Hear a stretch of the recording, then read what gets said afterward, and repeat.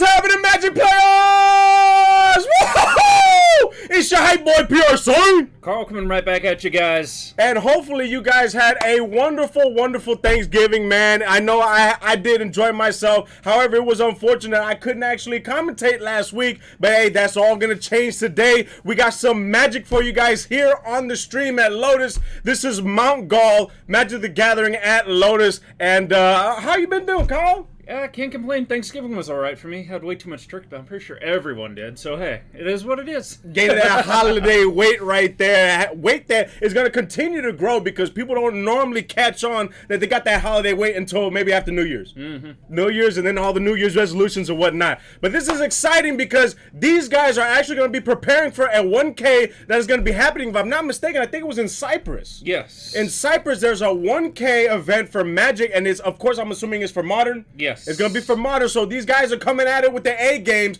For you guys that are actually new to our stream, we got actually a few things that you'll be seeing. So actually, let's go ahead and head to the match so we can better showcase what our stream will entail. And I just notified the guys in there, so hopefully one of them looks at their phone here in a second. We will see them saying, the stream is going to kick off. So we got the roll off there, and the benefit is we're trying something a little bit new. I'm going to have everyone write down what they're playing and a little bit of what their sideboard is, so it's a little bit less of a guess. Not exactly a deck list, but this kind of gives me a benefit of foretelling just a little bit. You know what? And that is awesome right there. For something so simplistic, I can't believe that I didn't think about that. You one step ahead of the game. You know, not one, two, 10 steps ahead of the game right there. But for you guys, at the very top of the screen, you're going to be seeing names. You're going to see numbers. And you're going to see rounds. And so, of course, this is round one here in our Modern tournament. Of course, we got Dan versus Matt. So if you are actually a veteran of the stream, of course, you'll slowly get to know these guys and what they're like playing and how their play style is. And then, of course, the numbers on the side is going to represent the games that they win. Of course, this is going to be a best of 3. So that's what that's going to represent. And we actually got some nice 20D dice right there. I like that. Enough for us to see. That way we could keep tabs. I know we've been using the phones of the players more often than not. But these dice are not that bad. Of course, you have to squint your eyes a little bit. But you know what? I can always go ahead and commentate what life count they are on. And then you guys can be caught up with all that. Oh, absolutely. The dice are definitely a major lifesaver.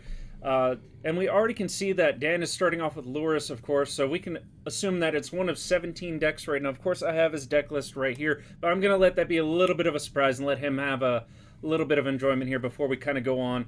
With Matt, though, I think it'll be an interesting matchup to see what we have going on here between these two. Now, with Loris being shown to his opponent, that just tells him that he doesn't have any permanence cost of 3 or higher, correct? Is that correct? Yes. Okay, so that's the thing with Loris. It's a companion that is used, and it's actually used more frequent than not. I think the only other companion requires you to have a deck size of 80 cards, if I'm not mistaken. So there's 5 major companions that are seeing play out of the 10 that were initially released. The other one that you're thinking of is Yorion. We'll probably see that one later here today at some point as well. There's a Hellion, a cat that see a decent amount of play as well, and then there's a fox that sees play in Legacy. But Modern is generally ruled by Loris and Yorion, so those are the two here that we'll more than likely see. Oh, you know what? And I guess it's because the other ones don't have quite as good of an effect as the Yorion and this cat right here, man.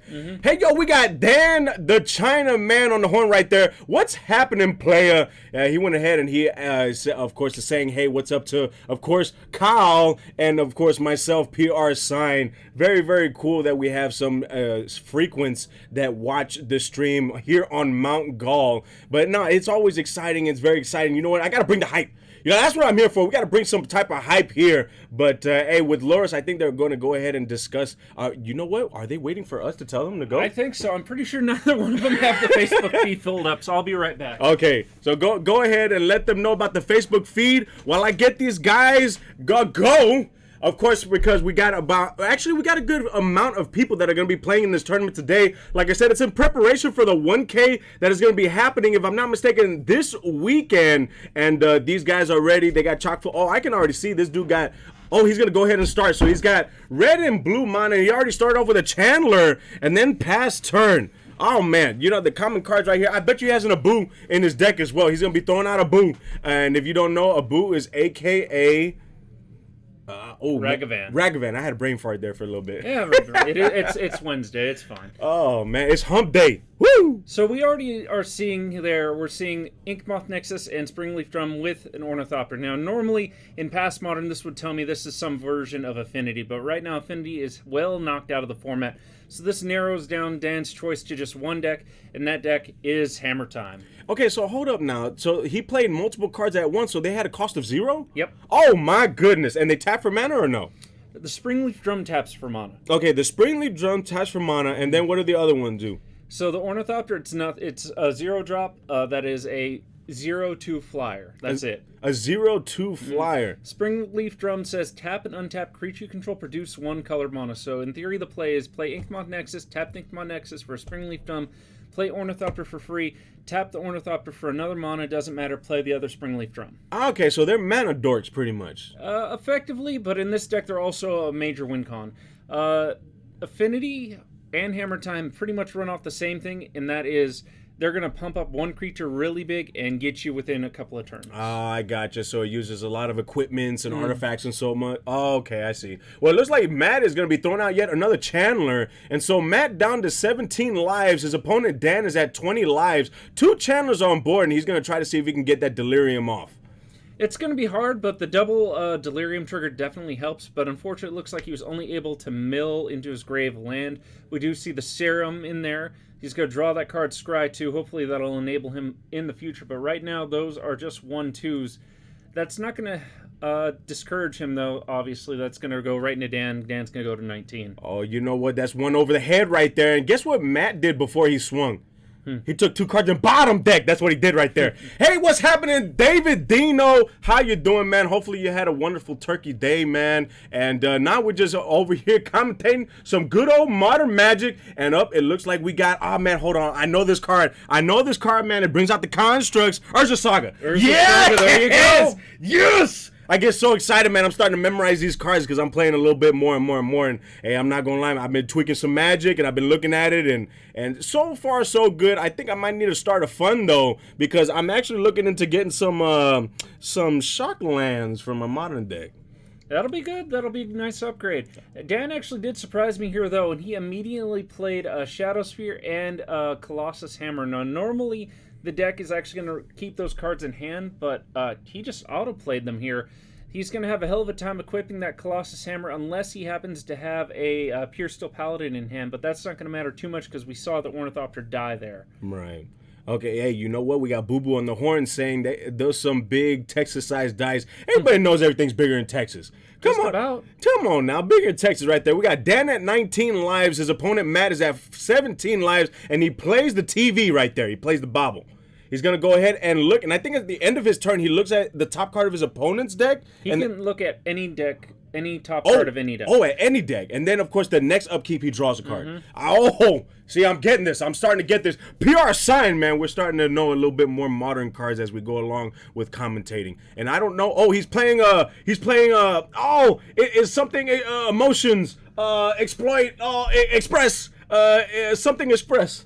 Expressive Iteration. Expressive Iteration! Oh! You're getting there. That's half the card. I'm getting it. Oh, no, that's a good searcher right there. And, of course, that card, it takes one to hand, puts one in exile, and then puts one at the top of the library? Or the bottom? Bottom deck.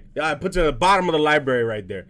Expressive Iteration. He's got 2 TVs on board, 2 Chandlers, and those Chandlers, I already think that they have Delirium, if I'm not mistaken. He has Delirium. This is going to hurt Dan a lot. Dan's about to take 6 damage. Now, what makes me think that Dan actually does have the Pure Steel in hand? That's the only reason I could see getting rid of the Colossus Hammer and the Shadow Sphere this early.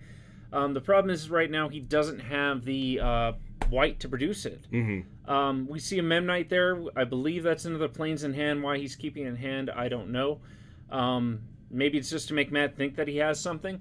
End of turn, of course, he is going to make that Karnstruck, but that Karnstruck's not going to do a heck of a lot against those Dragon Rage Chandlers right now. And those Chandlers, so it becomes from a 1/1, it goes to a 3/3 or a 3/4? 3/3. 3/3. 3/3 flyer on top of the head right there. So pretty much the only thing that could stop a flyer is another flyer or a creature with reach. Another flyer, creature with reach, or some sort of removal. Now, I don't know if Dan's playing the snow package.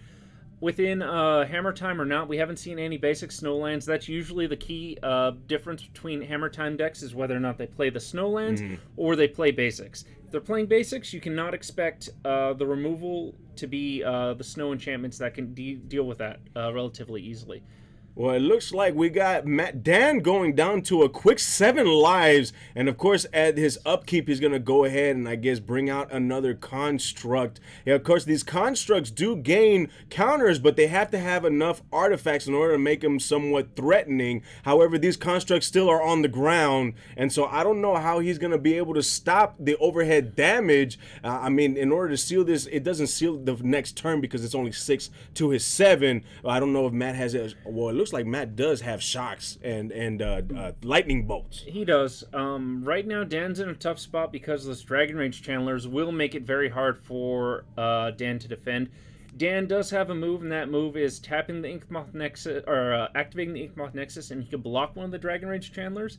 But Hammer Time really doesn't have a lot of form of removal. Sometimes they'll run Prismatic Ending, and sometimes they'll run Path, and if they're not running those two and they're running the Snow variant, they're running Trapped in the Ice, I think it's called. Trapped in the Ice. Yeah, it's a 1-drop enchantment. You equip it, you attach it to a snowland, and then it exiles a creature until that snowland leaves play. So it's their own form of Path to Exile, with very little downside. But right now, I can't see Dan necessarily running that. He does get another Ornithopter, which is fine. That'll chump block one of the Dragon Rage Channelers in air. But again, he goes down a land. So we're going to see that he's a little hard-pressed. He was debating a hot minute on making another Construct or not, and he decided against it, which is perfectly fine. Also, he doesn't want to fill up his board with Constructs because I feel he's got to do some damage. The whole point of the game, I mean, is getting your opponent down from 20 to 0, and if he can't get enough guys on board in order to do that, it looks like it's going to be a quick game 1 in our round 1 here at Lotus. Yeah. So we do see the Pure Steel Paladin there. And Dan did animate the Inkmoth Nexus, so as I mentioned before, Pure Steel Paladin is the way Dan is going to have a way to auto-equip.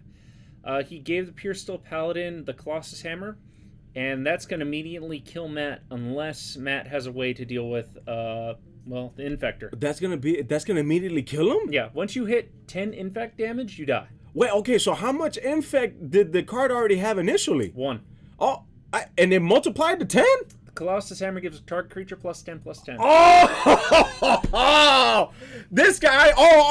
Wait, we got the counter spell happening. No, he's gonna steal the Inkmoth Nexus, I think. Oh, he's stealing it. Okay, so that card has 3 effects, doesn't it? Yep. Okay, so it has either steal a card, counter a card, or draw 3. Draw 2. Oh, draw 2. Okay, that's what it was.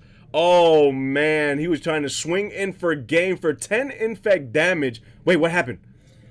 We scooped, I believe... Oh, who scooped? Oh, someone's got to put the dice to 1 or something. Oh, man. But, well, you know what? Let me go ahead and try to figure this out. Let me figure this out, and you go ahead and tell everybody what can be sided in, since you do have their side cards there. That's true enough. So I'm going to wait till he closes the door a little bit on that one, guys. For Matt, of course, we might see a card like Spell Pierce come in. We might see another Archmage Charm come in. Force of Negation. Those are 3 big ones. Another one actually might be Blood Moon. We do expect to see the Infect cards stay in. That is a way that Hammer Time does have a way to win, so I would expect some number of Blood Moon to come in, and those will negate the Infect lands themselves. We gotta change the number. It was Dan that took game 1. Dan took game 1. Dan took game 1. It looked like all was lost. He was at 7 lives, and this man went out and brought Infect and the Hammer giving +10/+10. Yeah. Okay, so that's very high for me. Okay, just coming into the game and understanding how Magic works. I know some equipment cards are expensive and they don't even give +10/+10. Correct. So how much is it to play and how much is it to equip? So Colossus Hammer costs 1 to play, it costs 8 to equip, target creature loses flying. So ideally, since Matt tapped out, that enabled Dan to just activate the creature.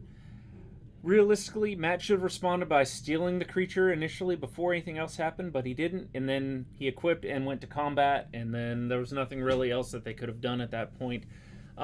So when he was trying to steal the card, he wasn't able to do it because it was in combat? No, it's non-land permanent. If I'm not mistaken. It's a non-land permanent that you can take control of. He should have tried to take the Colossus Hammer before the Inkmoth Nexus became active, or he should have tried to take it beforehand. There's other things he probably also should have just outright countered. The Pure Steel Paladin. That card is a hell of a card, especially in this given situation. Okay, so that means the Inkmoth Nexus was a land.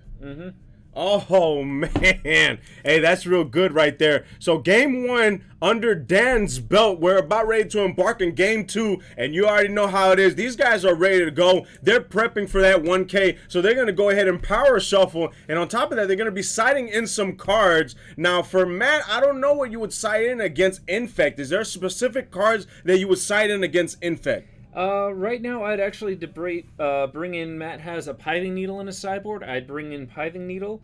Oh, I'm sorry, I'm looking at the wrong list here. So against Matt, I already mentioned earlier that he's going to possibly bring in the Spell Pierce for early turn, just counter stuff. Force of Negation's another decent bring-in. And then Blood Moon, as I mentioned before, would definitely deal with the Infect list. Now with Dan, on the other hand, though, he does have Path to Exile. That's not going to really do a heck of a lot. So I'm looking at the list right now, and I would probably, against Matt, consider bringing in the Thoughtseize and some number of Prismatic Ending. It'll help deal with larger potential threats. He does have one Path to Exile in his sideboard as well, and I would actually consider bringing that in. That would just to be dealing with the Drakes that Matt might have. We haven't seen them yet. That's what's up right there. But yes, go Hammer time! That's what we're seeing right there, a Hammer. Yeah, we might as well just call it Mjolnir at this point, because giving 10, oh, that's very strong. But you said playing it for 1 and then equipping it for 8. This man did not have 8 mana. So how did he equip the card to the character? Pure Steel Paladin reduces equipment costs as long as you have Metalcraft to 0. And the deck runs another enchantment called Sigarda's Aid that says it automatically attaches equipment to a creature, and you can play any equipment or enchantment at flash speed. So the deck has multiple ways to get around that. There's a reason why the deck is a top tier deck right now. The deck doesn't even really need Lurrus, so if Lurrus actually gets banned out of this deck, it's not even going to really feel it. Really? No, it's not. Oh, man. Okay, so why would Lurrus even be on the ban watch? Just too many decks are playing it right now, in my opinion. Way too many decks are playing Lurrus, and as you can see, you could be playing Lurrus Hammer Time, you could be playing Lurrus Jun, you can play other 20 different variants of Lurrus right now, and it's just all over the board. Well, it looks like we're about ready to head back to the match because they just started game 2. So game 2, we got, of course, Dan starting off. We have 3 cards on Dan's side of the field. And then, of course, we got Matt that charges. We got a blue and red. So we got an island and a mountain. And then it looks like, is that a blue? Yep. Oh, that's a boo. We all know what a boo does. We got the guy that comes out, but he didn't pay the dash cost, if I'm not mistaken. He swings, and if he deals damage, then he gets a treasure token, and then exiles the top card of his opponent's library, and he's able to play it if he needs to. Yep. Yeah. Oh, woo! PR Sign's getting it. I like it. So, unfortunately, Matt, it doesn't look like... Oh, wait, he did have an land. He just chose to hold on to it, which is perfectly fine. Right now, in theory, Matt's sitting at 3 mana, and that's more than enough to literally play just about anything in Dan's deck right now. So, I don't know if that'll give him any advantage, but if I was Matt, I would consider taking Shadow Spear if he ends up exiling that. Shadow Spear, and that's another equipment, if I'm not mistaken? Yeah, it gives Lifelink and Trample +1/+1. A lot of people don't underestimate that card, but the Lifelink and Trample is a hell of a combination, especially if you equip that to a Construct. Oh, yeah, definitely. And whenever, every time I talk about somebody that plays Modern, they always say, your life is your resource. So they're not afraid to go down in life. But in order to be able to gain that life back, oh, man, that's going to be a plus. Definitely going to be a plus. It gives a +1/+1. And then it also gives it Trample. Yep. Very, very strong. Those constructs, I've already seen constructs go as high as a 6/6. With that, it's a 7/7 Trample, and it's a lifelink as well. Too strong right here. Yeah, it's a very strong card indeed. Oh, look at this. Oh, that's what's up. All right, so we did have a visitor from none other than Papa Marcus, man. Papa Marcus, and this man over here, so he knows that I play, I got a Modern deck. I'm not going to, I've been trying to build it or whatnot. That's the Modern deck I was telling you about that. I need another stimulus in order to get the shock lands. Well, he has given me a Madness card for 0. So I can discard it, and then with Madness, play it for free. That's what's up, Papa Marcus. I appreciate you, boss. Much love. So going back to the game here, we do have Matt, and it looks like Matt might be on play right now. He does have a TV on board, or the bobble. He does have the Abu, and of course he does have, I don't know if he has the treasure token on there or not. The treasure token's there. He has actually a couple of them right now by the look of it. Okay, it's next to the TV. Okay, I got you. Next to the TV, we got Matt at 15 lives. We got Dan at 16 lives. This is game 2. If Dan ends up taking this, he will have won the match 2-0. But if Matt takes it, we're going to a game 3. I do expect that Mac has the Murktide Regents somewhere in the deck. That's just how that deck runs. But right now, this is a very interesting top tier versus top tier matchup. I've found that playing Hammer Time doesn't usually have the best of game 2s, and we do see the Snowland there. So it might be expected, as I mentioned before, the enchantment on Thin Ice.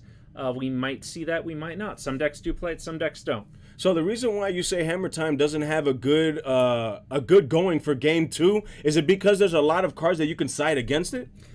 There's a decent amount of cards that you could side against it, but it's a combo deck at heart. Combo decks do better when they're on the play rather than on the draw. Oh, okay, I see, I got you. And for those of you that don't know, I mean, we don't know if we have any novice that are watching the stream right now. Being on the play is actually going first, and being on the draw is actually going second, because as the second player, you're able to draw, and as the first player, you do not draw to begin the game.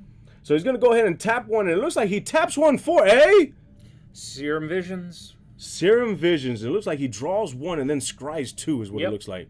He's going to put one on the top of the library, and then he's going to bottom deck the other one. So scrying, guys, is going to be a keyword skill where you, of course, if you're scrying however many cards, you get to look at that many cards and then put them either on the top or the bottom of your library in any order. I like that right there. It looks like we're going to go ahead and get a tap from Dan, and Dan is going to bring out a construct. That construct is going to be, I don't know how strong right now. 1, 2, 3. So it's a 3/3 right now. It does count itself. Oh, he's going to respond with, is that the kitchen heat? Yep, unholy heat. Oh, he can't stand the heat. Get out the kitchen. Oh, So Matt's going to be able to, of course he did that before the construct was able to block, so in theory he should be able to exile the top card.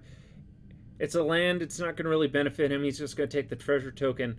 Hopefully we'll see a little bit more here. The problem is right now Dan has a lot of options. He's going to choose to draw, and right now he's going to debate on whether or not to make another construct. To do that, he will require to tap out, though. I'm not going to lie. That monkey puts in a lot of pressure, man. That Abu is just too OP. Look at all those treasure tokens he has, and of course, those treasures can tap for any color mana. And then it's just a lot of pressure. If you can't block it, and of course, I think it's a 2/1, isn't it? It's a 2/1. So a chump block can take that monkey out of commission.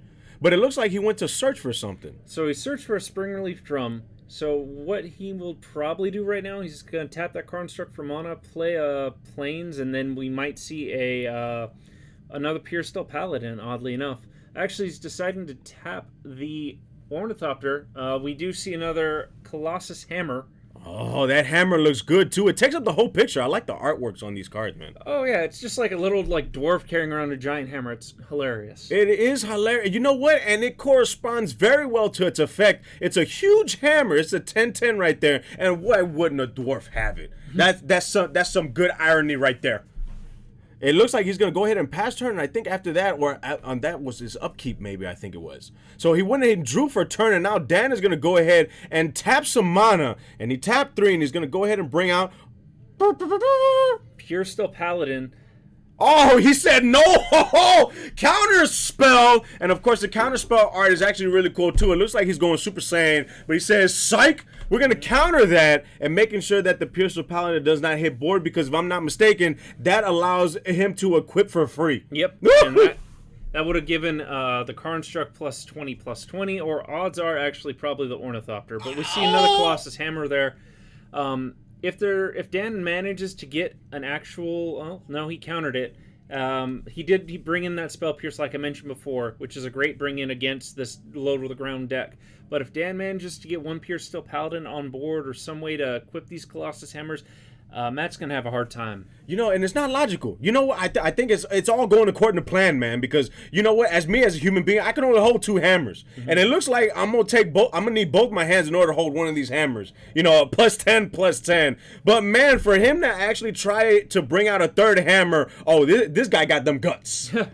He's got them guts. Oh, he's gonna play another one. Oh, is it going through? Is it gonna go through? Matt's gonna draw a card. He's probably digging for another counterspell. I don't know if it'll resolve. If it does, he might target it with something. Oh, he's gonna resolve! Oh, he's giving a big hammer to him. Mjolnir has been given to the construct, but he only chose 1 hammer. Why didn't he choose both of them? Matt can still steal the creature. We know before that he had Archmage Charm. So if he equips both of those, then it's a pretty good target to get stolen. You know what? He might bolt it before it equips to it, because the construct is only a 3/3, isn't it? Yep. Yo, there goes lightning bolt. So he says, forget Mjolnir. We're gonna go ahead and throw Oh wait, hold up. Oh, he got rid of the paladin. The construct's a 4/4 because he has 2 hammers. Okay, you're right about that. So he only can get rid of the paladin, so the hammer is successful in attaching itself to the construct. Now he's gonna go ahead and chump block with a boo. Oh, a boo got squashed with that hammer. Woo! Hammer time. Now I know why it's called hammer time, but I don't know. When I hear hammer time, I hear, I hear MC Hammer. Yeah, pretty much. We like to do puns in Magic sometimes. Okay, I like the puns right there. It looks like a boo is coming out once again. And of course, Dan is all tapped out for this hit. So he's going to go ahead and take 2 damage. He's going to go ahead and exile the top card, get a treasure token for it.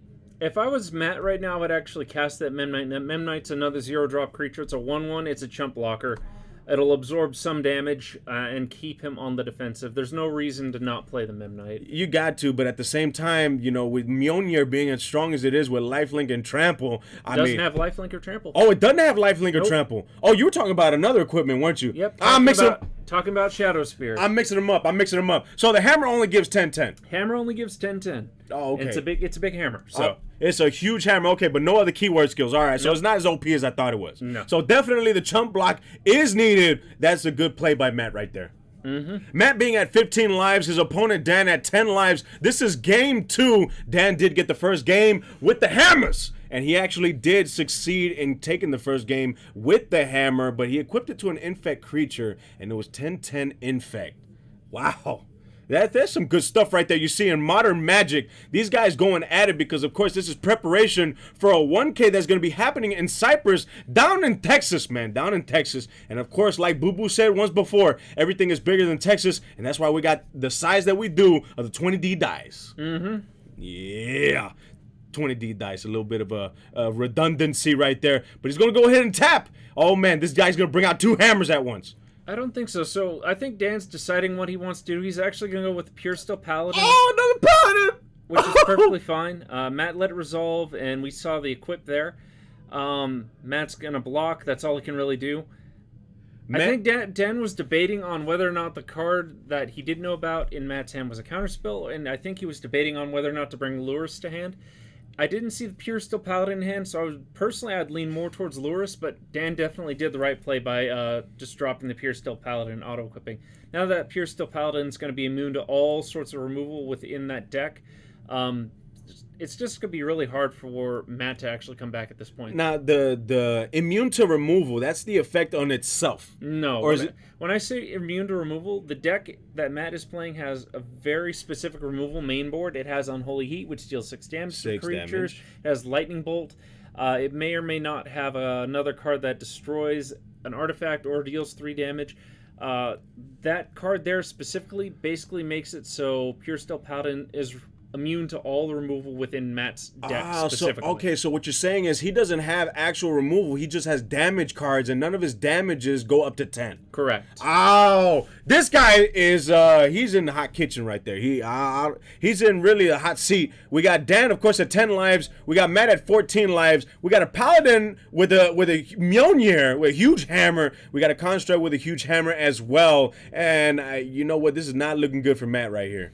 It's not. Matt's kind of on the back foot right now. And then, of course, what Jay Carnes mentioned before, Springleaf from being under Lotus is a little bit confusing, but unfortunately there's not much you can do about that. That is just how Dan wants to play it. So That's how he arranges it on the field right there. Mm-hmm. That's it. I mean, if his opponent is okay with it and he forgets about it later on, hey, that's what we like to call AGS down in H-Town. AGS meaning accepted game state, man. Hey, you forget. That's one of the things that these guys have to practice, because 1K is no joke. Mm-hmm. I'm pretty sure there's going to be some people like, 1K is on the line, and they're going to shark as much as they can. How is the shark, now that I bring that up, how is sharking in Magic? Depends on who you're playing against. Okay. So it's kind of like every other card game. Yeah, pretty much.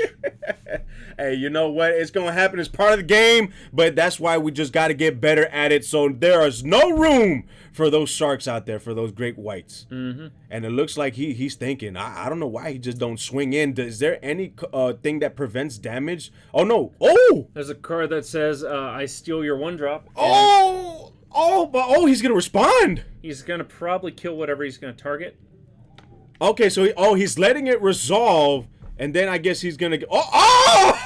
Wait, force negation. Is that it? Oh, PR sign knows force negation in response. So he's gonna go ahead and get the creature that he took control of. It's gonna be the construct, but of course it does go down in power and toughness because he doesn't control any artifacts. Correct? Actually, it does go down because he utilized all of his treasures to cast that. But the problem is. Dan still controls that hammer. That's only going to slow things down in the long run right now. Wait, so hold up. If the hammer is equipped to the construct and it's been changed control, the hammer doesn't go with the construct? It does initially, but Dan still controls it. It's a weird level. To new players, it's a very weird level, but Dan in theory still controls the hammer itself. And so what Dan just did right now was he basically took the hammer and moved it over to another creature, and now we see Dan searching up the Shadow Spear, and that you can expect that card come down at some point next turn. You know what, now that you say that, me being a new player, I am a little confused with that, because I'm over here thinking that if the creature is equipped with it and you take control of the creature, then you take everything that belongs to that creature. As long as it's on that creature. If the card itself says, just for example, let's say there's an enchantment that basically remains attached to the creature, you take the creature and you take the enchantment.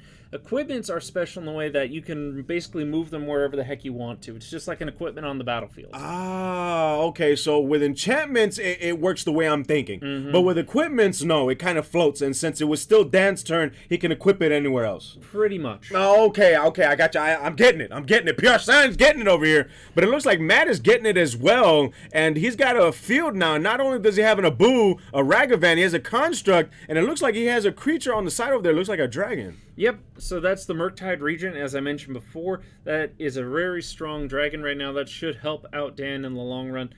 It should help out Matt in the long run, but right now, Matt's not looking too hot. There are 2 Colossus Hammers on field. That's going to give him trample, and then we see Matt scooping it up. Oh, man, it gave him trample with those big hammers.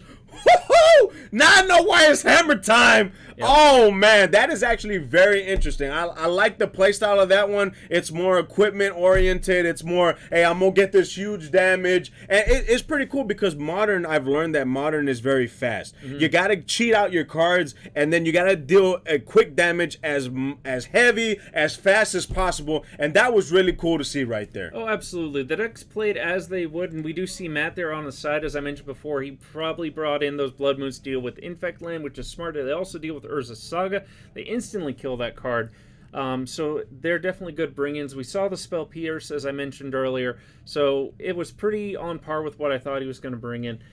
Dan, of course, it looks like he did bring in some number of prismatic endings. He brought in the Path, as we mentioned before, a couple other cards, so on par with what we thought, and overall it was a fairly interesting match. I really did enjoy that, and I already got my personal experience with Blood Moon too, because so I have a commander deck that I've been building and I've been trying to tweak as well, and of course I have Lily that's actually helping me out as well as Marcus. They're both doing a phenomenal job helping me out, man. I cannot thank them enough. But I actually did play Blood Moon in my commander game. Nice. And man, it put in work, but I still have a lot to learn with my sequencing and my plays.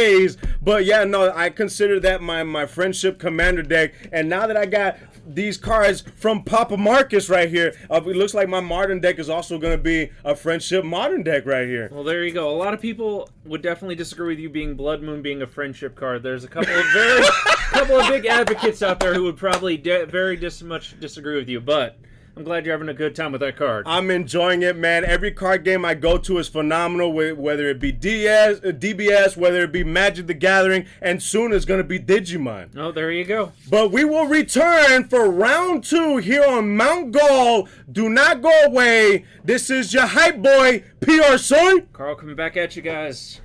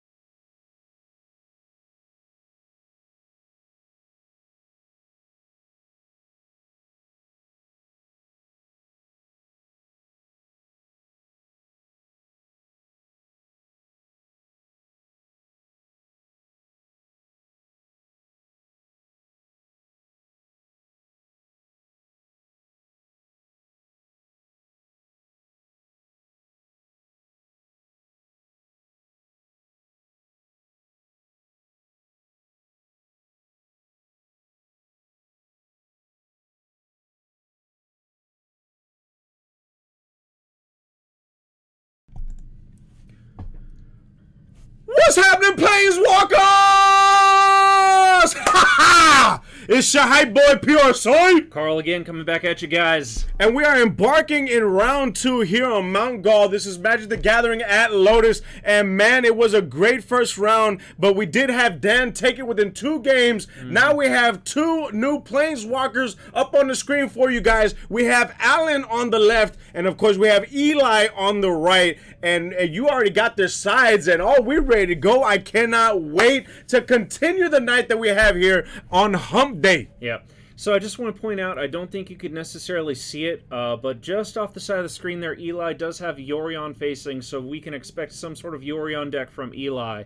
And that, as I mentioned before, is the other companion here. So the restriction for that is he has to have at least 20 more cards to make his deck. So Eli is playing a minimum of an 80-card deck right now. 80-card deck. Oh, man, that's quite a bit right there. And me being competitive in other card games, for me, it's, you want to get as high of a probability of drawing your card as possible. And so 80 cards for me, initially when I'm hearing, I'm thinking, oh, that's a lot of cards. But I mean, you have more experience than I do. So with 80 cards, can you really actually be competitive in a meta that mainly has 60 cards? You definitely can. Yorion, it was a huge standard threat for the longest time and is still a fairly decent threat in Modern. You can expect Yorion's ability is he basically blinks non-land permanents, if I'm not mistaken. It's been a while since I've seen it personally, but that is what his constriction is. So you can expect some sort of blink deck, a lot of ETBs out of this deck. And ultimately, the deck is still very viable in Modern. So, as in blink, you're a flicker. Okay, flickering. So ETBs just all day long. That's good. That's good. And the benefit is he could run 1 in the side, 3 in the main. There is no singleton restriction on Yorion, and it doesn't Lurrus itself out of the meta, because Lurrus is a 3-drop, so in theory you can only have 1 Lurrus in the sideboard, and you can't have any in your main if you want to play a Lurrus as your companion, whereas Yorion, you can play 3 in the main and 1 in your side, and still have Yorion as your companion. Really? Yep. Oh, that's OP. I'm over here thinking, okay, so as long the companion has to, first of all, we got to head to the mats because they already done started.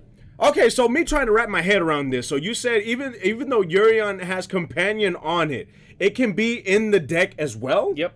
And then because you said Lazarus, it specifies that non-land permanents 3 costs or higher can't be in it, so it has to stay out of the deck. It has to stay out of the deck unless you have 1 in the deck, and then you can't have 1 as your companion. Some people do play Lurrus main and just forego it being in the sideboard. I've seen that as a play recently. I don't necessarily agree with that for a multitude of reasons, but I have seen it done. It's just the consistency of the sideboard, or having it outside where you can recall it into your hand at any point is just too good, unfortunately. Well, you know what? We got the shocking part of the game right now is happening. They're just really electrifying the round here. And they're just, of course, bringing in their shock lands and, of course, using their life as their resources. We got Eli right now at 19 lives. We have Alan at 17 lives. And, yeah, I know the shock portion, man, it can do some damage. And in actuality, the damage that you take in order to get the lands that you need can actually be detrimental to you in the end. Oh, definitely. The problem is right now, as you mentioned before, 80 cards doesn't necessarily bring consistency, but the pros have done the math, and when I say pros, I definitely don't mean myself, because even though I do play competitive, and a lot of people would consider me pro level. Oh, you just being modest. You're being modest. Being modest. No, I'm not. I don't have time for that math. I don't have time for that math. I have time for some, definitely not that, but it has been proven to show that 80 cards can be just as consistent as a 60-card deck, and so there is benefit to playing Yorion still. And going back to what you mentioned earlier. And you know what? I'm pretty sure that it has to do with the shock lands, because with all that, you establish your colors early in the game so you can play throughout the game, and I've noticed how important those shock lands are, because with my modern deck, I only have basic lands. And man, has there been more times than not when I'll have all swamps, but in my hand, I have a completely different color, and I cannot play, and it costs me the game. Dual lands are a necessity in Modern. It doesn't even necessarily have to be shock lands. You can get cheapo lands that are only a couple of cents, and they can be considered dual lands. That could have just been bad for Eli. Right now, Alan did have the mainboard Spell Pierce. Eli would have gotten consistent advantage using that Ren 6, bringing back a fetch land from his grave to hand, and been able to make his mana perfect. So, but you said appears, so that's the counter. You tap 1 blue to counter non-creature spell unless your opponent pays 2. Unless they pay 2, and since he was tapped out, that's the prime time that you want to counter something. When your opponent taps out and you got a little rinky-dink card that says counter unless your opponent taps 2, and it's just you smile at your opponent, you don't have any mana left. I like stuff like that. Usually it's pretty good. It's been phased out of the meta just a little bit here or there for better counter spells, but Spell Pierce still comes back every now and then, and has proven over time that it's still a counter spell that people should respect. Oh, definitely, especially in the early games. Early games, you're tapping out consistently, and then what I've noticed too in Modern is once you get, to a certain mana point, you really don't put any more out there unless you're a deck that really thrives on it. But it looks like we got a Boo coming out there, and he did pay the dash cost, and a Boo is swinging in for 2 on the ground. Yep. We're going to see Eli go down to, looks like it is a sort of Omnath deck. We do see the Omnath getting exiled there. Potentially, this could be bad against the Yorion deck. The Yorion deck can manipulate the top of their deck, and if he does keep Eli off lands, that's going to be very detrimental to him in the long run. So the monkey will put in a lot of work here, probably a little bit more than normal. Actually. Yeah, dashing in, doing 2 down. Oh, did he throw the limp wrist? Mm-hmm. Oh my! I think he threw the limp wrist. I think that was the sign of limp wrist. Yep. This man threw the limp wrist, and man, when I say throw the limp wrist, I mean the dude pass turn. You know how you guys that are new to the stream, when you're playing against an opponent and they're just so concentrated that they can't use their mouth, they can't use their words, so they just take the hand and they just throw it at you. They just limp it at you, and that's when you know it's your turn. And this man threw the limp wrist, and now it's Alex's turn. He's gonna be swinging in with a Boo, and bolt him! Get him out of there! The genie said, no, your will shall not be granted. You're not getting another treasure token. And that's 3 damage to the rag. Oh! He brings out yet another monkey just for the following turn when he's able to swing. Yep, and that's the right play, definitely in this instance. We are going to see him, though, exile that Ragavan. He's going to gain some life. So it's that is endurance. I'm sorry, that's not endurance. That is a white card. Creature basically comes in and says exile creature. And we're going to see the Ephemerate combo on it. We respond with the hell's heat to get it off board. So there was a lot going on there. Effectively, Dan played a creature. Eli played another creature that basically says kill that creature. And on the stack, I'm going to play Ephemerate and blink my creature so my creature stays. Because otherwise, that creature would have sacked at the end of sacked pretty much on resolution.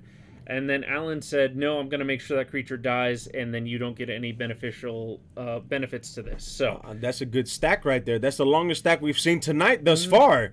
And, of course, that Abu does go. See, I was assuming that most white cards are like, hey, it's exiled for as long as this card stays on board. And that's actually very strong to see that card, even though it's removed off board, that Abu is gone for good. And so, hey, that's just white has their strong cards too. White has quite a few strong cards. It's just White's specialty is either board wipe, taxes, or exiling effects. Exile, and this exile is so strong, man. You know what's stronger than exile though? Bottom deck. Bottom deck is too good. Let's go, Wizards. We need a deck revolving around that. Oh, he taps, and that looks like. So that's Thought Scour. He can target any player to have them mill the top 2 cards of the deck into the grave. And then he'll draw a card. So he's going to target himself and draw another card. That was a TV and an Abu. That was a hard mill.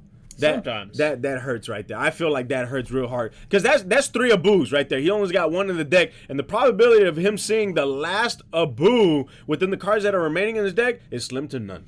It is, but at the same time, Ragavan doesn't necessarily win games. It definitely contributes, but in blue-red, it's not necessarily the card that's going to win you the game in the long run. It's going to be the other cards you utilize around it. Well, we got expressive iteration, so we actually add a card to hand, exile a card, and we're going to bottom deck a card. And with that actually, I'm assuming that might end his turn, unless he's got some more cards he wants to set up for the following turn. Possibly. It looks like that's a fetch line. Misty Rainforest is probably just going to go get a Steam Vents here. I don't know necessarily what he can play for 3 mana. My assumption is he has a Murktide Regent in hand, and he's going to start exiling cards out of his grave to bring this Murktide into play. He didn't get a Steam Vents. On the contrary, he got an island, and the island that came from Innistrad, hey, those lands look very good. They are. Honestly, I got a few for my EDH deck, and I'm actually pretty happy with them. They look pretty good. Hey, especially if they're hollow. Oh, man. See, for me, I draw a little bit too, and I've never wanted the artist to color. I like the realism, the shading, and the dark, and the lines, the light. Like, I like all that. So when I saw those lands, I was like, oh man, that's real strong. I want all of my decks to have that land. They're all pretty good. I think the only discrepancy is a lot of people actually do not like the planes, but I think that's just different strokes for different folks. There you go, right there. And it looks like Eli went ahead and threw the limp wrist, and I think he's stuck with those 2 lands with, I think, 3 cards in his hand, and now it's Alan. It seems like it's Alan's game to lose. It's Alan's game to definitely win right now, I think. Eli is definitely stuck on 2 lands. He needed to hit that Ren 6, so that Spell Pierce is key. Honestly, if I was Eli, I'd be heavily considering scooping this situation just so I can move on to Game 2 and have time to play Game 2. That's just me. Did I say that wrong? I said that saying wrong, didn't I? If it's his game to lose, that means he has it in the bag. He can control if he loses or not, right? Or did I say it right? Say it wrong, say it right. Because you said it's his game to win. Or is it his game to lose? It's his game to win. Alan's thoroughly in the driver's seat right now. Okay, gotcha. Partially that, because I've never honestly heard that saying before. Yeah, it's Alan's game, man. Regardless if it's winning or losing, he's in control right now. And you know what? I actually agree with you completely. Oh, look at that! Force! No, that's not the Force of Will. Archmage's Charm. Archmage, and he chose to draw 2 instead of take control of something or to counter. And I completely agree with you, because in the other card games that I play, time is of the essence. Especially when you only got a certain amount of time. You got to play up to 3 games, and it's one of those where if I was in Eli's situation, I would scoop it up, give myself more time. I cannot tell you how many times I'm in a regional, and the first game, oh man, I get mollywopped, and the guy is taking his sweet time, because I'm seeing it. He's slow playing, but he's got it in the bag. And I'm like, you know what? I'm gonna scoop. And he'll look at me like, wait, really? I was like, yeah, bro, let's go game 2. And I would take the next 2 games. And I was just like, if it wasn't for me scooping at that time, I would not have time in order to play the second game out completely. No. But you know what? I hit 1, 2, 3, 4, 5, 6. He's got 6 mana, man. And he's got Chandler on board. The only reason Eli is not scooping right now is because he's not really facing a heavy threat. The Dragon Rage Chandler is a heavy threat at a 3/3 1-drop. The problem is the Deranged Hermit that Alan has on the field basically says sacrifice this creature and then counter target non-creature spell unless that player's controller plays 3, if I'm not mistaken. So it's another counter spell on a stick. And then he could disturb it from grave to make it come back to play and basically turn off all counter spells. Disturb it from grave. I like that. That must come from Innistrad. Yeah, that new disturb keyword skill. I think it's new. I don't know if it's new or not. But it looks like Alan is at 15 lives. We got Eli at 8 lives, player. We got to see some stuff going. We got the Chandler, of course, having the keyword skill flying, and I think Eli actually threw the limp wrist, and now it's Alan's turn once again, and he went ahead and threw another card in his mana pool, and now we're going to go ahead and see what he does. He's just going to go ahead and swing in. Swinging in, we got 3 in the air, and then what is on the ground right there? What's the power of this? That's a 2/1. That's a 2/1. So I did see a Solitude in Eli's hand, which I believe he's about to play now with exiling a creature. Yep, there's the Solitude. Uh-oh, tap. Oh! So just an outright counterspell again. Wait, hold up. That's a different art. That's as expensive as the other one that we saw, wasn't it? Or even more expensive. That version right there is probably a little bit more expensive. It looks foil. So. Oh man. I'm not going to lie, even though it might be more expensive than the other one. The other one looks like he's powering up. Yeah. He's saying, psych! That card is not being played. I know. There's just so much power there. Oh, snap. I think he scooped it up. Yep. Eli scooped it up. He's moving on to game 2. And actually, you know what? Speaking of throwing the limp wrist, if you've never seen that art before, I actually think you'd really enjoy it. Just because the mage, if you actually look at the art, it looks like he's throwing a hand, spell fizzles right out of his hand. Kind of looks like he's throwing a limp wrist. What? Really? Yeah. Oh, definitely. Yeah, look that one up. Yeah, no, you know what? Anytime it's real cool because when I commentate, I throw some nicknames out there, and of course I have some terms for everything, or if not today, I'll have some term for some other stream time. But yeah, no, that's definitely one of them. Of course, we got the limp wrist, which means the passing of the turn, and then that's right. Oh, he just dropped it right there. He threw the limp wrist and says, "Psych." That card's not being played. Also, that was the card that he actually played. That was the alternate art. Oh, that's what's up right there. Counterspell's been in the game a long time. I believe there's probably like 8 or 9 different artworks of it at this point. That's actually one of the older ones. Oh, man. 8 or 9. Oh, you could tell the color is faded out on that card right there. But still, and yet, this game is really chock full of a lot of art, a lot of drawings, and I really do appreciate the amount of effort put in these artworks. Oh, yeah. The artists, without artists, MTG would never have gotten started. That's confirmed. And how would they just grab any artist or artists apply to this or whatnot? I'm trying to see if I can apply. Maybe, draw some stuff and put PR at the bottom of it. Back in the day, they basically reached out and said, hey, can you do some art for this? And they accumulated an archive. You don't see a lot of those older artists coming back into the game because either they've unfortunately passed away by this point or there's some copyright infringements going on. Back in the day, that whole sort of thing gets mucky. But as we move forward, Magic's kind of grown a stable art base to the point where we have artists like Mark Poole coming in and a few other ones just consistently doing famous artwork pieces. And then every now and then you'll see a new up-and-comer once somebody kind of retires from a set or goes away for a set or two, and they'll bring in a new up-and-comer. Especially with these MTG Secret Lair arts, we're actually seeing a lot of new artists that do out there things. You can, to my knowledge, submit pieces.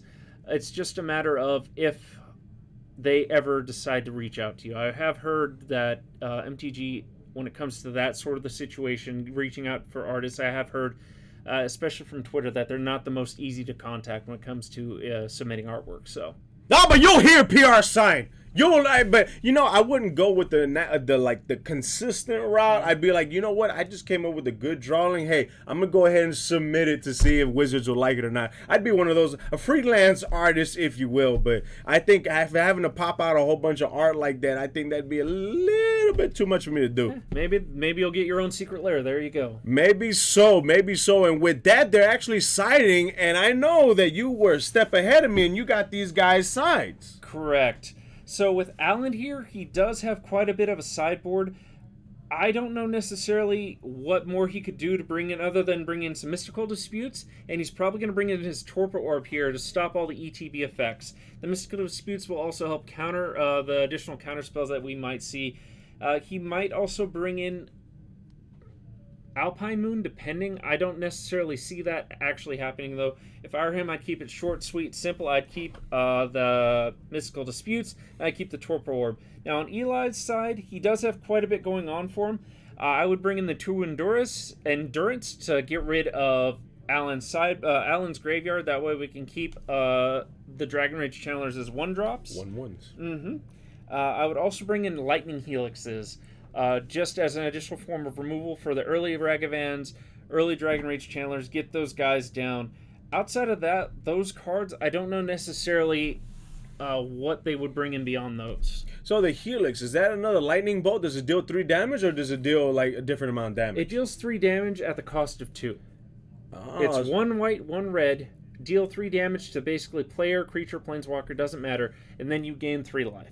Oh, okay, all right. So the Lightning Helixes are good in this matchup because, one, it's early removal for the Ragavans with their Dragon Rage Channelers, and it actually stabilizes him a little bit in the long run if he did get hit recently by one of those cards. Okay, I got you right there. And it looks like they've already done siding, and now they're going to go ahead and draw their hand. And remember, guys, the way you do the mulligans in Magic is a tad different from what it used to be. This time around, you look at your hand. If you don't like it, you still shuffle, and you still draw back your 7. But if you're actually okay with the hand this go round, since you actually shuffled and drew back 1 time, you actually get to take 1 card from your hand and put it on the top. Or is it on the on the bottom? On the bottom. On the bottom. You bottom deck the card is what you do. And for every amount of time that you do that is that many cards that you bottom deck right there. And with that being said, we're gonna head straight to the mats because we're about to embark in game 2. Game 2 right there, we got Eli that has a island/mountain land already on board established. And I think we got Eli, and of course, since Eli did not take the W game 1, of course, he's going to go ahead and shock. And I'm assuming that's going to be at the end of his opponent's turn. So then he deck thins. He's going to go ahead and shuffle. And of course, there's 80 cards, so he's got to do a little bit of... He does, and actually, with 80 card decks, they're not going to get their Shocklands first. They're actually going to get Triomes more often than not, and that's what we see here. The Triome is a land that's fetchable and produces 1 of 3 colors. They always come to play tap, but you can spend 3 to cycle them instead. Oh. So right now he actually has 3 colors compared to his 2. Alan, of course, took no shock damage. That's a Spire of Canal, so those lands come to play untapped as long as they have 2 or fewer lands on the battle, or 3 or fewer lands on the battlefield. So what you're saying is, if I were to play against Eli, I just got to drop a Blood Moon and I'm good to go. Against Eli, that would probably make him scoop. Woo! That card is stronger than I thought. I just looked at it and I just thought it was a cool looking card, man. You know, I just howled at the moon. Woo! So, Jeff, Eli is playing a version of Yorion. I did forget that Eli does have wear and tear, so he probably actually did bring a number of wear and tear into side, and that's going to deal with the Blood Moon that he may or may not anticipate from Alan. Alan, I know for certain, isn't running Blood Moon in his sideboard. He might have one in his main. But in this case, it is an 80-card Yorion deck. We did see Omnath earlier, so that's probably his main win condition at this point. So, well, it looks like we got Chandler out there on board. We got the 1/1 flyer, and of course, when it has Delirium, it becomes a 3/3 and gets a little bit more threatening as the game goes. With Alan at 20 lives, and we got Eli at 19 lives, Eli is going to express himself. Wait, is he going to counter the express? Oh, he's going to... Oh, wait. Yep, that's a Spell Pierce. Oh, Spell Pierce. And of course, his opponent needs to tap 2 in order to counter it. But alas, he does not have, Unholy Heat. So the Spell Pierce, he has to exile the top card of his library? No, that's Dragon Rage Chandler. Dragon Rage Chandler, he gets to look at the top card of his deck. If he likes it, he'll keep it there. If not, he'll put it into his graveyard. Oh, but it wasn't his turn, so I'm assuming that was after he activated an instant. Anytime you cast a non-creature spell, you can basically surveil the top card of your deck with Dragon Rage Channeler. There's a reason why Dragon Rage Channeler is really good. Probably should have been a rare, but then honestly, Red just got a lot of good cards from Modern Horizons 2 with Unholy Heat. It got Dragon Rage Chandler and it got Ragavan all at the 1-drop slot. There probably will be a banning between one of those 3 at some point. It's probably going to be Dragon Rage Chandler for Modern just to make things easy and to make Modern Horizons 2 keep selling, but that's just my personal thought on the matter. Man, and all of them dropped at once. Oh, man, and they're all really strong, too. Unholy Heat being able to deal 6 damage. Chandler is a 1/1 flyer. It can be a 3/3. And then you said, what was the other one? Oh, Ragavan. Ragavan all came out. Oh, my gosh, man. They all came in the same set. They're all 1-drops. Dragon Rage Chandler and Unholy Heat play extremely well together, both fueling each other very nicely, and then Ragavan's just a value engine. Man, what a great time to be a red player. Woo! That's what's up right there. Of course, I mean, mono red, you can do some damage. And it looks like speaking of damage, we got one going on overhead, and we got Eli at 18 lives and Alan at 18 lives as well. Oh, we got the monkey. He got the monkey. I don't know necessarily if I would have not just outright dashed that right now. He's got the 2 mana for it. He's got the 2 mana, and he's trying to be aggressive. Eli does have the 3 lands this time. He's not getting land screwed. We're going to see him fetch now, and it's probably going to get him some sort of removal. I don't know if Eli plays Path in deck. We didn't really see much of his deck last time. You know what? I'm not going to lie. I agree with you on that one. Because, if you could dash the monkey in, that's more damage, looked at the top card, and you would have gotten a treasure token. You would have gotten a little bit more value if you would have dashed it out of there. But I think the reason why he didn't dash it was he was, I guess, expecting that his opponent would have an answer whenever he played it next turn. Yeah. Right now, he has a double threat on the field with the Dragon Rage Chandler and with Ragavan. He must have a counterspell in his hand just to deal with the potential Wrath spell. That's probably going to happen in turn 4.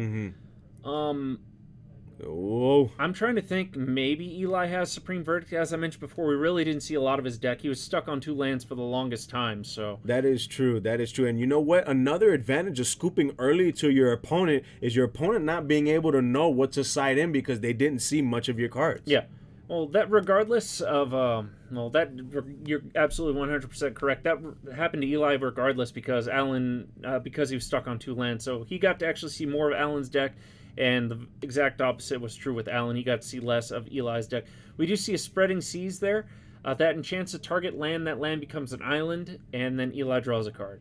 Oh, rolling. There it goes. Okay, all right, we good to go. We good to go. We back.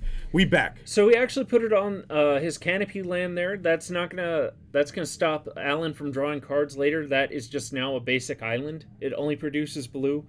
That might help him out in the long run though by not taking excessive amounts of damage, but it does lock him off of double red. I can't really think of anything in his deck though that utilizes double red. If anything, that might have helped him for Murktide Regents later in the game. Yeah, you know what? I completely agree because I don't think I've seen anything with 2 red, or what's it called? Pips? Mm-hmm. Is that what you guys call it? 2 red pips? It's only been 1. So now if he does that with his other land and then he's flushed out with islands, then we're going to see a problem. They're the island man. Mm-hmm. Okay, so it looks like after that we got some card. I mean, we got the Chandler, we got the Ragavan that are on the side. We got Eli that is really, you know, very. We got a lot of people there. I don't matter what card game it is, how they're very, very OCD about how the structure of the cards are. So that's the card I mentioned earlier. We do see the Torp Orb there. Eli looks kind of disappointed, and rightfully so. That's going to stop all of his ETB effects, but that also gives advantage to Eli in some degree because. Connected. Oh snap. So we're actually been going on and off, and I don't know if you guys are still watching this. Apologies for what's been happening, guys. We're right now in round 2. This is game 2, and of course we got Alan against Eli still, and Eli is behind the power curve, but he plays a Teferi. Woo! And he might actually come back. And this is, of course, this is the big Teferi. No, the small Teferi. Small Teferi. So the small Teferi. So it doesn't do big stuff like the big one. But go ahead, let everybody know what he does. So right now he's either going to +1, which allows him to play sorcerers at instant speed, or he's going to -3 and return target non-land permanent basically back to Alan's hand. I would probably consider just bouncing the Dragon Rage Chandler at this point, just to stave off the damage. Eli is sitting at 14 and Alan is sitting at 16, so he might not necessarily be concerned with that. Oh, I actually do not know if that's like a router or that's like a. It's been doing that pretty recently. I don't know. Have I stepped on anything? I don't know if I've stepped on anything or not. Let me know if you're still watching. But we're here on Mount Gaul. This is Magic the Gathering at Lotus, and we got Modern that's happening here. We got Alan that does have a Chandler on board. We got the Teferi on board on Eli's side of the field. We got Eli at 14 lives. His opponent's at 18 lives, and we're at game 2, and it looks like if Alan ends up taking this game, then it's going to be a 2-0 under Alan's belt. If Eli ends up taking this, then he is going to go ahead and prompt the match to go into game 3. Yeah. Insurance. Lily, are you hearing this? We're going on and off. I don't know what the problem is. Oh man. Oh man. Oh, that's a counter spell that he ends up throwing to the drop area right there due to Surveil. Counter spell. That's actually really strong right there for him to just throw just for nothing. But at the same time, I think his Chandler actually might have 3 power and 3 toughness. It should. By looking at it, I see creature land instant. It might not, actually. I don't see a sorcery over there. So it needs 4 different copies or 5? It needs 4. It needs 4. Okay, so you said you saw a land. Of course, we see the instant, which is the counter spell. We see the Ragavan, which is a creature. And then... Oh, you don't see a sorcery is what you said. You know what? It might not have it. It might be just 1 on the top of the head. But it looks like we're going to go ahead and flash in the feather. We're flashing in Solitude, and he's actually going to outright block that Dragon Rage Chandler, which looks like it was a 1-1, so we do see that being correct. And now Eli's actually going to go up in life. So as I said before, that Torp Orb is actually working against him in the long run. Wait, Lightning Bolt can hit a Planeswalker? Yeah. Oh, man. That goes to show how strong Lightning Bolt is, not only to be able to target a creature, a player, or a Planeswalker. My goodness. Now, it's just 3 to the target, or you could divide the 3 amongst your targets? 3 to the target. 3 to the target. Oh. Solid 3. Oh, that would be OP. Let me do 1 damage to your Ragavan. Let me do another damage to your Chandler, and then 1 damage to you. Man. So it looks like he's got the feather on board, and you said that it has the power and toughness, a 2-1? It's a 3-2. It's a 3-2 coming in there, so does it have flash? Yes. So it does have flash. Flash has lifelink, and that Torpor Orb basically says stop all ETBs. So in theory, the ETB that card has is when it enters the battlefield, remove target creature from the game, and that player gains life equal to that card's toughness, if I remember correctly. The other part of that ETB is end of turn, or if it was evoked, sacrifice it.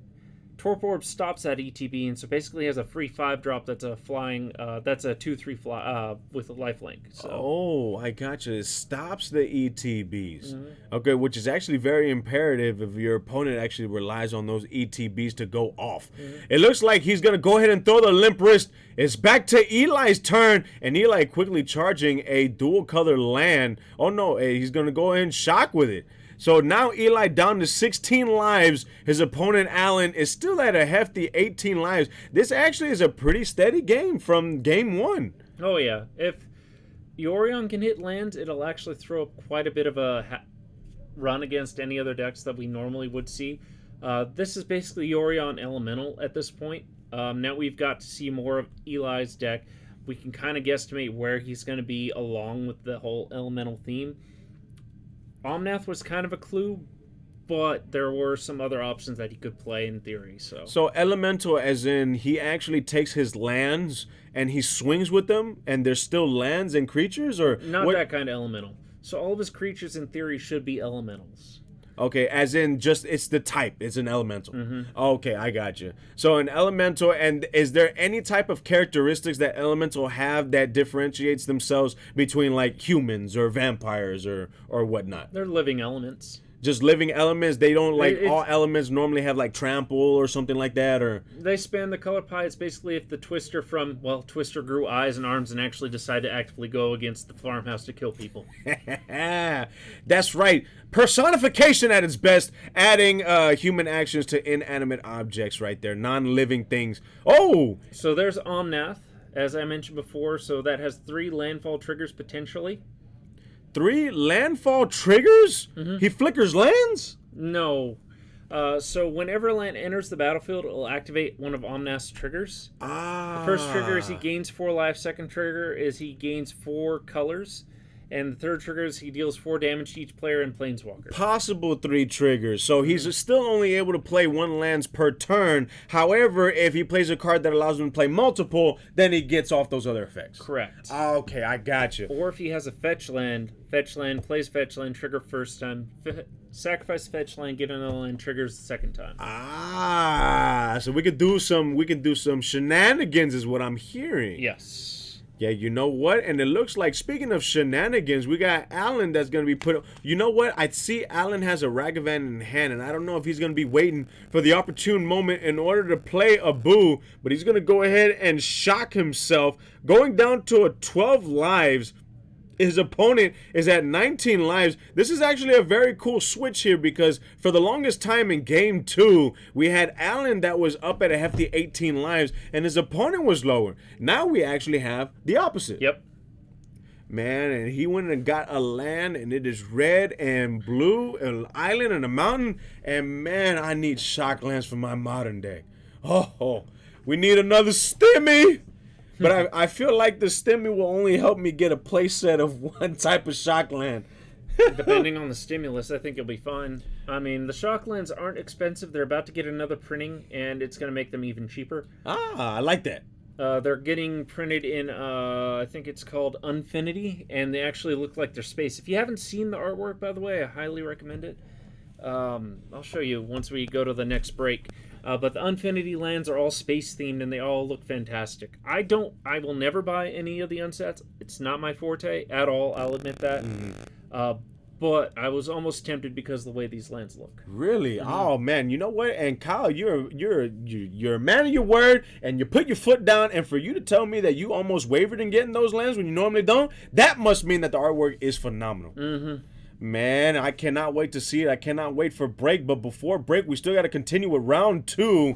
And it looks like we got Allen throwing the limp wrist. And now it is back to Eli's turn once again, drawing another card. And I think he drew a land. And now it is Eli. I think he has 1, 2. I don't know if he has 4 or 5 lands. I don't know if one of his lands are enchanted or not. One of his lands is enchanted. Right now he does have 4 lands. Oh, he enchants another land too. Okay, so now that we see what he did, what does that enchantment do to the land? It adds an additional mana. Oh, so he's tapping 1 for 2. Yeah, it's that, or it can tap for a mana of any color. I believe that one specifically taps for a mana of any color. So neither one of these guys are really heavy on land. And stopping this stream for a while. Sorry for the inconvenience, guys, that are still watching here on Mount Gall. But once we go into a break, we will definitely try to fix the problem. The problem, because it is really a problem when we keep on going on and off and we keep on. You know what? We ourselves are flickering, man. We are flickering in and out of being live and not being live. And it looks like it is Allen's turn, throwing down a land. And now he's going to go ahead and swing in with the Chandler. He's not going to swing in with a boo. He's just going to go ahead and take the 3 damage from above the head, because the Chandler does have the amount of cards it needs in the drop area in order for it to go up from a 1/1 to a 3/3 flyer. So he's going to go ahead and pass the turn. And now it's Eli once again. He's going to be drawing a card. And yes, he drew another card, a creature that was on board. But of course, I'm assuming that he can't play that creature because you can only have 1 legendary creature with the same name on board at all times. For the most part, I would say that's about 95% true. There are some cards that get around that ability. But usually you can only have 1 legendary creature of that specific name on board. Ooh, I'm curious about the exception. There are a couple of cards that say that you could have multiple of this legendary creature. There are some cards that say the legendary rule no longer applies. There are state-based actions that can get around it. There's some clones that can get around it. So it really depends on what you're running. But I would say those cards are few and far in between. So about 95% of the time, you can only have this one of creature. That's very interesting to hear right there, that unless specified by the card itself, there is the legendary creature rule. But we got Allen, who once blocked with an Abu, then plays another one this turn. Oh, this man is seeing all of them. Swings in with the Chandler, 3 above head, doing a little bit of damage each and every turn it can. 16 lives Eli's at, while we have Allen at 12 lives. Yep. So with the Dragon Rage Chandler, if it does hit Delirium, you're forced to attack every turn. Oh, you're forced. Oh, I did not know that. So that specification, you have to attack if and able, I'm assuming. If and able. There's no if and able. There. Oh, yeah, I guess there technically would be, now I think about it. More game-based status effects. But yes. But yes, if and able, you have to attack every turn with Dragon Rage Chandler. Ah, okay, I see. So it makes it's not as OP, but still OP, especially in this type of format. Oh, yeah. The card's great. There's really very little downside to the card. A lot of people compare it to the new version of... Delver of Secrets. Delver of Secrets, if you're not familiar, is a 1-drop, 1/1 blue. Reveal the top card of your deck. If you do, transform it, and then it transforms into Insectile Aberration. That's basically a 3/2 flyer. A lot of people compare it to that, and a lot of people say it tends to be better, even though you have to jump through a couple of more hoops. But information is key, and the fact that this card has a stack ability that allows you to get information helps out a lot. Yeah, information is key. Deck thinning is deck winning. Just everything you possibly can. Just fanning through your deck. The fact that you can surveil and either just throw it to the drop area if you don't need it, or leave it on top of your deck, that's very strong. Very, very strong right there. And we see that Allen is going to go ahead and shuffle his deck after searching the deck. We got, of course, Eli is going to go ahead and cut it for him. What happened? 6-minute warning. All right, so we got a 6-minute warning right here. So now that we're at 6-minute warning, if you can actually go over the time requirements here for Magic, because I don't know if I actually know them. I only know DBS. So the time requirements, basically if they go to time here, they have 5 turns after time starting at turn 0 to finish the game. If the game does not finish within those 5 turns, the game automatically ends. So in theory, if they went 5 more minutes... and then it went into turns the game still wasn't finished, Alan would win 1-0. Okay, he would win it in one, but it's because of time. Ah, If okay. Eli wins, then the timer still goes on, but they only have X amount of minutes to finish. They could possibly tie in turns, or if Eli just manages to like go ham, or Alan manages to go ham with a game 3 and just wins within a couple of minutes, then the game's done and it'll go to whoever wins. But turns basically goes start with turn 0. The active player's current turn is turn 0. The next player's turn 1, back to turn 2, turn 3, turn 4, and then ends on turn 5 at the very end. Oh man, you give a lot of leeway. You guys give leeway in Magic because in DBS you go into turns, but it's only 3 turns.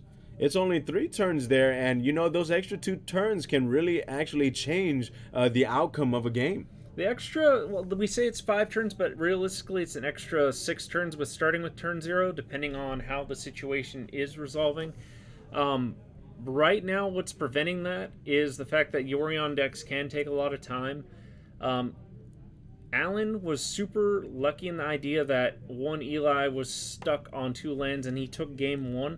And so he is in favor right now to win it in turns. Right. I'm going to go and let them know about that real quick, and then I will be right back. Go ahead and let them know, and I will continue here. Of course, we got Alan right now. That is actually going to be on the reciprocating end of this. We got Eli that's going to be playing a card that's actually going to go ahead and get rid of the Chandler on board. Board removal is going to be key for him to survive in this game here. We got Alan at 11 lives, and of course we have Eli at 16 lives, and the card he played not only destroyed the Chandler, but of course it actually added mana into his mana pool right there. So it was actually, it's a balanced card is what it looks like, getting rid of one of their creatures in order to give them land. Do you remember what name that card is that I just described? It was a white card. He played it. He got rid of the Chandler, so I'm assuming he destroyed the Chandler. I don't think it was exiled, but his opponent was allowed to play Solitude. Well, opponent was allowed to play a land in Path to Exile. Inactive mode. Yeah. Path to Exile. That's actually that's a good card right there. It does give your opponent land, but at the same time, you got to get rid of a troubled creature if you possibly can. And it looks like he went way back up to 20, the amount of life that he started off with, and he's just biding his time. That's not a good thing right now. Time is of the essence, and Eli should be probably going as fast as physically possible because he wants to take this game. Otherwise, he will lose in turns to Alan. Okay, yeah, no, definitely. Now that I remember, because I actually completely forgot that we're actually below the 6-minute warning in order to get into turns. And the stream is down. Yeah, it's. Hey, if you could, Tim, if you could do me a favor and let Marcus and Lily know, it's been going on and off, so I don't know what the problem is. Yeah. Let them know, that way they could try to see if we can go ahead and fix this. But for you guys that are watching, coming back, this is round 2. This is game 2, and we are below the 6-minute warning mark, and we're about ready to embark in turns that was explained by Kyle. And of course, if these guys don't actually settle who gets game 2, Alan is going to end up winning this match in 1 game. Oh, he plays a TV right there. That Bobble, it puts in quite a bit of work. And actually, I don't even think I see a deck that uses Bobble and doesn't have Ragavan or Chandler. I think all of them go together. You'd be correct. Usually the third companion in there, oddly enough, is Lotus. Just because Lotus can also utilize Bobble. So there's argument for banning Bobble right now. There's an argument for banning Dragon Rage Chandler, Lurrus, or Unholy Heat, one of the 3. And then there's an argument for banning Lurrus, as I mentioned before. So right now, you can say there's potentially 5, maybe 6 or 7 cards within contention, because the 2 cards out of Modern Horizons that will probably take over if one of those set is banned is Urza Saga, and then something from the food deck, which is Asmo. And a number of foods that she can utilize. Asmo? Yes. They're thinking about banning Asmo? Not right now. That's my speculation, because how that power structure is. When we first saw Modern Horizons release, we did see a great power flux with food decks. We saw a great power flux with Urza Saga decks, and we saw a great power flux, not initially with Ragavan because the card was expensive, but now that people have cracked it, and it's still expensive, but people have gotten their copies, we're actually seeing Ragavan see more play. So Dragon Rage Gotcha. Yeah, no, it keeps on flapping in and out. We're gonna go into a quick break right now, but guys, we will be back. Sorry for the inconvenience. We have been going in and out. We will be, like I said, we're gonna go into a quick break. We're gonna see if we can fix this, and we will be right back. And when we come back, we will tell you how this round ended, and we will embark on round 3. This is your hype boy, PR son. Carl signing out, guys, for now.